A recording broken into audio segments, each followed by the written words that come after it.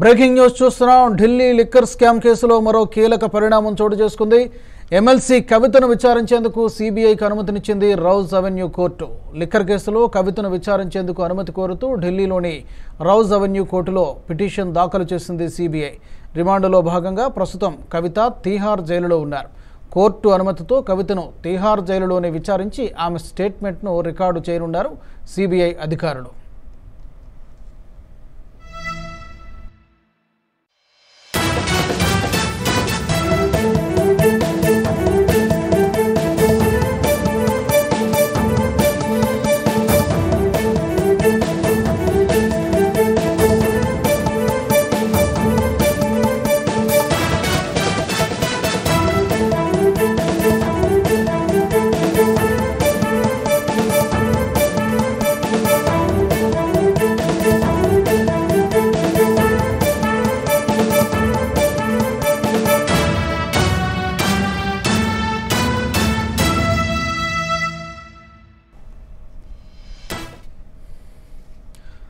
Breaking news చూస్తున్నాం. Delhi liquor scam కేసులో మరో కీలక పరిణామం చోటు చేసుకుంది. ఎమ్మెల్సీ కవితను విచారించేందుకు సిబిఐకి అనుమతి ఇచ్చింది రౌజ్ అవెన్యూ కోర్టు.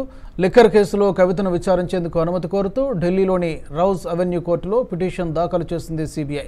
రిమాండ్లో భాగంగా ప్రస్తుతం కవిత తీహార్ జైలులో ఉన్నారు. కోర్టు అనుమతితో కవితను తీహార్ జైలులోనే విచారించి ఆమె స్టేట్మెంట్ను రికార్డు చేయబోతున్నారు సిబిఐ అధికారులు.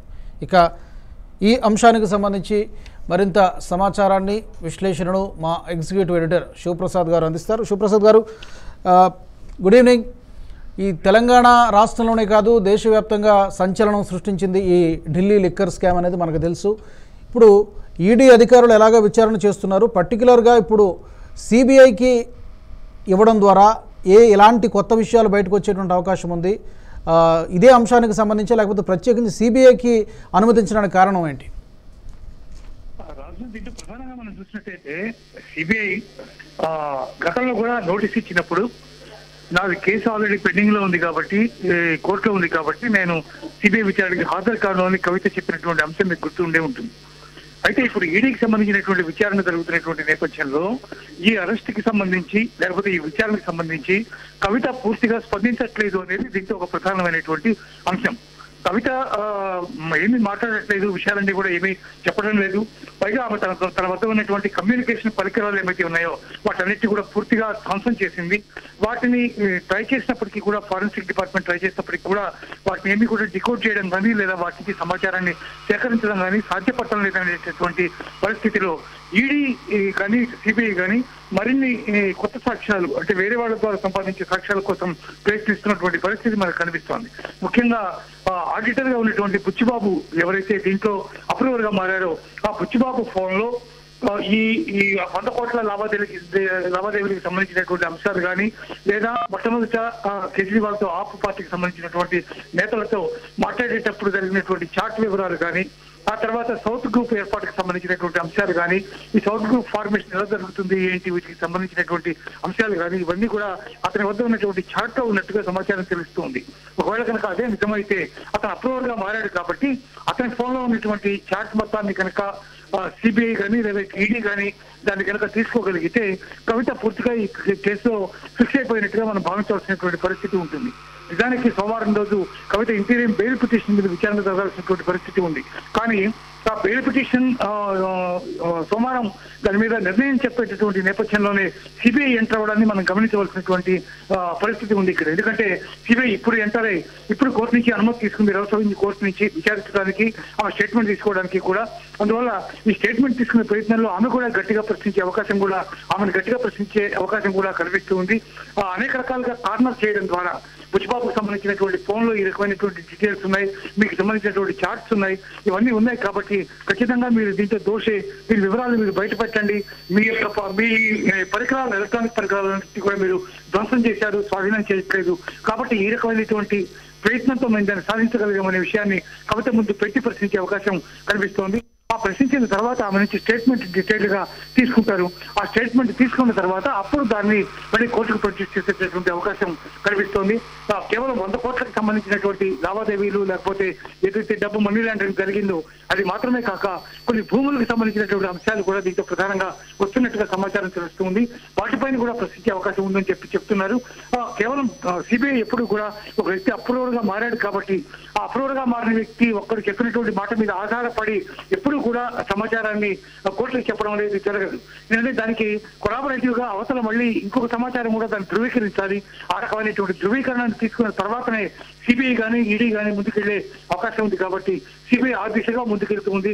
దీంతో అప్రూవర్ గా మారినటువంటి పిల్లై ఎవరైతే ఉన్నారో తర్వాత నేను అప్రూవర్ కాదు, చెప్పినంత నన్ను బలవంతంగా చెప్పించారు, ఇదంతా అబద్ధం అని చెప్పడం వల్ల అతను మళ్ళీ దీంట్లో దోషగానే మారిపోయాడు అప్రూవర్ పరిస్థితి నుంచి. కాబట్టి ఈసారి బుచ్చిబాబు విషయంలో అటువంటి పరిస్థితి రాకూడదని చెప్పి అందరూ ఆశిస్తున్నటువంటి పరిస్థితి మనకు కనిపిస్తోంది. ఏదేమైనా ఈ రకమైనటువంటి పరిణామాన్ని చాలా బలమైనటువంటి పరిణామంగా కవితని పూర్తిగా ఈ కేసులో ఫిక్స్ చేసేటటువంటి విధంగా సాక్ష్యాధారాలు సంపాదించే దిశగా సిబిఐ ముందుకు సాగుతోంది అని భావించవచ్చు రాజు. అయితే శివప్రసాద్, మామూలుగా కవిత సహకరించడం లేదు కాబట్టి సిబిఐ రంగంలోకి దిగాల్సి వచ్చిందా? ఎందుకంటే సిబిఐ పరిధి వేరే ఉంటుంది, ఈడీ పరిధి వేరే ఉంటుంది. సో సిబిఐ రంగంలోకి దిగడం ద్వారా మరిన్ని కొత్త విషయాలు, అంటే అది సౌత్ గ్రూప్ కావచ్చు, లేకపోతే ఇంకేమైనా కొత్త పేర్లు ఏమైనా వెలుగులోకి వచ్చేటువంటి అవకాశం ఉందా ఇప్పటి వరకు కాకుండా? డెఫినెట్ గా, ఎందుకంటే ఇప్పటికే ఆపు ప్రభుత్వంలో ఉన్నటువంటి ఇద్దరు మంత్రులు, ముఖ్యమంత్రి వీళ్ళందరితో పాటు ఇంకా కొంతమంది ప్రమేయం కూడా దీంతో ఉందని అనుమానిస్తూ ఉన్నారు. అలాగే సౌత్ గ్రూప్ కు చెందినటువంటి మాగంటి రాఘవ ఎవరైతే ఉన్నారో ఈ రాఘవ కూడా అప్రూవర్ గా మారిపోయి ఇతను కూడా చాలా సమాచారం ఇచ్చినటువంటి పరిస్థితి మనకు కనిపిస్తుంది. సిబిఐకి ఈడీకి ఉన్నటువంటి పరిస్థితుల్లో చాలా తేడా ఉంటుంది. అంటే ఈడీ కంటే పరిధి కొంచెం విస్తృతంగా ఉండేటటువంటి అవకాశం సిబిఐకి ఉంటుంది విచారణకు సంబంధించినంత వరకు. అందువల్ల సిబిఐ మరింత బలంగా దీన్ని విచారించేటటువంటి పరిస్థితి కనిపిస్తూ ఉంది. ఇంకా కొంతమంది వ్యక్తులు కూడా దీంట్లో బుచ్చిబాబు ఇచ్చేటటువంటి సాక్ష్యాల ఆధారంగా, బుచ్చిబాబు ఫోన్ లో ఉన్నటువంటి చాట్స్ ఆధారంగా మరికొంతమందిని కూడా ప్రశ్నించే అవకాశం కనిపిస్తుంది. అలా కనుక జరిగితే మరికొంతమంది దీంట్లో నిందితులుగానో లేకపోతే సాక్షులుగానో బహిర్గతమయ్యేటటువంటి అవకాశం ఉంది. అలా కనుక జరిగితే కవిత కేసుకు సంబంధించినటువంటి విచారణ మరింత లోతుగా, మరింత డీప్ గా ముందుకెళ్లే పరిస్థితి ఉంది. కోర్టులు సాధారణంగా ఎప్పుడైనా సరే కోర్టులు విచారణ జరుగుతున్న సేపు కూడా బెయిల్కు కానీ లేకపోతే బెయిల్కి సంబంధించినటువంటి అంశాలకు కానీ పెద్దగా ప్రాధాన్యత ఇచ్చేటటువంటి అవకాశం ఉండదు. విచారణ పూర్తయి ఒకసారి ఛార్జ్ షీట్ దాఖలు చేసిన తర్వాత ఛార్జ్ షీట్ లో ఉన్నటువంటి సాక్ష్యాధారాలు బలంగా కనుక ఉన్నట్టయితే అప్పుడు కోర్టు కీలకమైనటువంటి నిర్ణయం తీసుకుంటుంది బెయిల్ ఇవ్వకూడదని. అలా కాకుండా ఛార్జ్ షీట్ లో ఇచ్చినటువంటి సాక్ష్యాలు కనుక పూర్తిగా మద్దతు ఇస్తున్నట్టుగా కనుక లేకపోయిన పక్షంలో అప్పుడు కోర్టు బెయిల్ ఇచ్చే అవకాశాలు ఉన్నాయి. వీటన్నిటి పరిగణలోకి తీసుకుని ఛార్జ్ షీట్ వేయడానికి ముందే సిబిఐ ఈ రకమైనటువంటి ధోరణికి, ఈ రకమైనటువంటి ప్రశ్నించాలనేటటువంటి ఆలోచనకు వచ్చినట్టుగా తెలుస్తుంది. రౌత్ అవెన్యూ కోర్టు కూడా వెంటనే దానికి అనుమతి ఇచ్చింది. అంటే దీనికి సంబంధించినటువంటి కొన్ని ప్రాథమికమైనటువంటి గట్టి ఆధారాలు సబ్మిట్ చేసి ఉండాలని చెప్పి అందరూ కూడా భావిస్తున్నారు రాజు. అయితే రెండు విషయాలు శివప్రసాద్ గారు ఇక్కడ.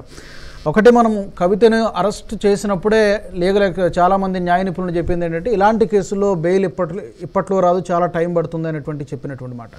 తాజా పరిణామాలు చూస్తుంటే ఇంకా అదే చాలా ఇప్పట్లో బెయిల్ రానట్టుగానే మనం భావించాలా, నెంబర్ 1. తర్వాత కవితను ఇతర, అంటే ఎవరైతే ఇదివరకు అరెస్ట్ అయినటువంటి వారు ఉన్నారో, కేజ్రీవాల్ కానీ లేకపోతే సత్యేంద్ర జైన్, వీళ్ళందరితో కలిపి విచారిస్తారని కూడా అప్పుడు అన్నారు. ఆ విచారణ జరిగిందా లేకపోతే ఇంకా జరగాల్సి ఉందా? ఈ రెండు విషయాలు జరగలేదు. అంటే జరగడానికి కేజ్రీవాల్ కానీ కవిత కానీ ఎవరు కూడా సహకరించట్లేదు. కేజ్రీవాల్ కూడా తనకు సంబంధించినటువంటి విషయాలు ఏమీ ఆయన బయటపెట్టట్లేదు. ఈవెన్ తన ఫోన్ కి సంబంధించినటువంటి పాస్వర్డ్ చెప్పడానికి కూడా ఆయన నిరాకరించారు. అందువల్లే దానికి సంబంధించినటువంటి పాస్వర్డ్ తెలుసుకోవడానికి చాలా ప్రయత్నం చేశారు ఫారెన్సిక్ డిపార్ట్మెంట్ నుంచి. అది ఎప్పుడైతే సాధ్యపడలేదో అప్పుడు యాపిల్ కి విజ్ఞప్తి చేసినటువంటి పరిస్థితి కూడా మనం చూసాం. యాపిల్ నుంచి ఇంకా దానికి సంబంధించిన సమాచారం ఇంకా రాలేదు. అది కనుక వచ్చి దాని పాస్వర్డ్ ని కనుక ఓపెన్ చేయగలిగితే దాని నుంచి కీలకమైనటువంటి సమాచారం రాబట్టే పరిస్థితి ఉంది. అయితే అటు యాప్ నుంచి మాట్లాడేటువంటి స్పోక్స్ పర్సన్స్ కానీ మంత్రులు కానీ మాట్లాడుతున్నది ఏంటంటే ఎన్నికలకు సంబంధించినటువంటి స్ట్రాటజీ ఏదైతే యాప్ తీసుకుంటుందో దానికి సంబంధించినటువంటి అంశాలన్నీ కూడా ఫోన్ లోనే మొత్తం అంతా కూడా ఉన్నాయి. వాటికి సంబంధించినటువంటి అంశాలు ఎక్కడ రూపొందించాలి, ఎలా ప్రచారం జరగాలి, ఎక్కడెక్కడ ఏం జరుగుతుంది, ఇతర అంశాలన్నీ కూడా దాంట్లోనే ఉన్నాయి. అవన్నీ చాలా ఇంపార్టెంట్ అయినవి. ఎన్నికల నేపథ్యంలో ఆ రకమైనటువంటి ఫోన్ లాక్ కనుక తీసేసినట్టయితే వాటన్నిటిని కూడా రాజకీయ ప్రయోజనాలకు వినియోగించుకునే అవకాశం ఉంటుంది. కాబట్టి మేము ఫోన్ సంబంధించినటువంటి పాస్వర్డ్ మీకు చెప్పడానికి వీల్లేదు అని చెప్పి వాళ్ళందరూ కూడా చెబుతూ ఉన్నటువంటి పరిస్థితి. ఏదేమైనా ఈడీ యొక్క విజ్ఞప్తిని ఆ యాత్రలు కనుక అంగీకరించినట్టయితే డెఫినెట్ గా ఫోన్ పాస్వర్డ్ చెప్పే అవకాశం ఉంది. అలా కనుక చెబితే ఆయన ఫోన్ ని కనుక డికోడ్ చేస్తే లేదా ఇప్పటికే అరేంజ్ చేసినటువంటి డేటాని కనుక మళ్ళీ పునరుద్ధరించగలిగితే కేజ్రీవాల్ వైపు నుంచి కూడా కీలకమైనటువంటి సమాచారం వచ్చే అవకాశం ఉంది. అటు కవిత కానీ ఇటు కేజ్రీవాల్ కానీ ఇద్దరు కూడా తమ ఫోన్లలో పూర్తి డేటా మొత్తాన్ని కంప్లీట్ గా డిలీట్ చేసినటువంటి పరిస్థితి. ఫోన్ ని పూర్తిగా అంటే ఎక్కడ కూడా ఆధారాలు చిన్న ఆధారాలు కూడా లభించకుండా మళ్ళీ దాన్ని వెలికి తీసేటటువంటి అవకాశం కూడా లేకుండా మొత్తం అంతా తీసేసినట్టుగా ఇప్పటి వరకు ఉన్నటువంటి సమాచారం మనకి తెలుస్తూ ఉంది. కాబట్టి వాళ్ళ దగ్గర నుంచి స్పష్టమైనటువంటి వివరణ కానీ చేసిన తప్పుకు సంబంధించినటువంటి అంశాలు కానీ అవేమీ కూడా పెద్దగా బహిర్గతం కావడం లేదు. అందుకే సిబిఐ మరోసారి రంగంలోకి దిగింది. కొలాబరేటివ్ ఆధారాలు ఏవైతే ఉన్నాయో వాటితో గట్టిగా ప్రయత్నం చేసేటటువంటి ఇది చేస్తోంది. తద్వారా కొంత ఇన్ఫర్మేషన్ బయటికి తీసుకొచ్చేటటువంటి అవకాశాలు కనిపిస్తున్నాయి. రాజు, బెయిల్ పరిస్థితి ఏంటి శివప్రసాద్ గారు? ఇప్పట్లో వస్తుందా లేకపోతే ప్రయత్నాలు ఎలా చేస్తున్నారు కదా? బెయిల్ మీద ఆల్రెడీ ఇప్పటికే నిర్ణయం తీసుకుంది కోర్టు. యాక్చువల్ గా సోమవారం నాటికి అది రిజర్వ్ చేసింది. కానీ ఇప్పుడు సిబిఐకి అనుమతి ఇవ్వడం ద్వారా బహుశా ఆ బెయిల్ కూడా వచ్చేటువంటి అవకాశం ఉండకపోవచ్చు.